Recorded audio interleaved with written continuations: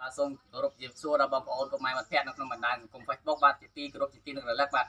ថ្ងៃនេះខ្ញុំបាទកុសលបាទជាតំណាងជំនុំមុខឯម្ចាស់ទៀនបានពំនាំមកជាស្បៀងអាហារហូបចុកនិងថវិកាបាទមិញមើល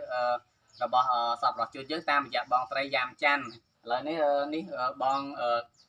សុកឡៃគាត់នៅខាងពីពលករកូរ៉េគាត់នៅខាងស្រុកដំណើរខាងកំពង់ធំគាត់បានផ្ញើមក$10យកមិញឥឡូវយើងជូនលោកយាយដែរលោកយាយនេះបានពីត្រួតអូនេះច្រើនណាស់មុននោះច្រើនណាស់ថែមបន្តែទៀតថែម$ទៀត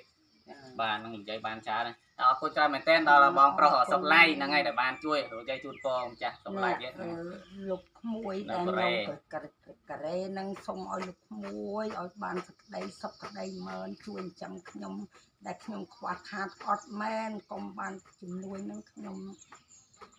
មិនដឹងជាខឹមអីទេម្នាក់ឯងសុទ្ធឥឡូវបានអង្គុយបានប៉ុន្តែទៅឆ្ងាយអត់រួចទៅវត្តអត់រួចនៅតាំងកើតក្បែរផ្ទះហ្នឹងឲ្យសុំលោកក្មួយឲ្យរកស៊ីចំងចម្រើនទៅកន្លែងណា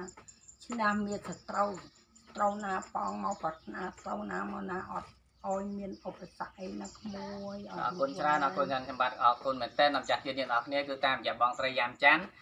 នឹងសពប្រជាជនជាច្រើននេះទៀតដែលចូលរួមតាមរយៈបងហើយនឹងអរគុណដល់លោកសុកឡៃបាទដែលបានចូលរួម$ដែរឥឡូវខ្ញុំបានជូនដល់លោកយាយកាន់ឡើងញ័រដែរបងប្អូនហើយបាទនេះបាន$ទៀតបញ្ចូលគ្នាទៅបានច្រើនណាស់លោកយាយបាត់ដាក់កតាទុកទៅអត់អីអរគុណមែនទែនជូនពរបងប្រុសសុកឡៃបាទដែលបាន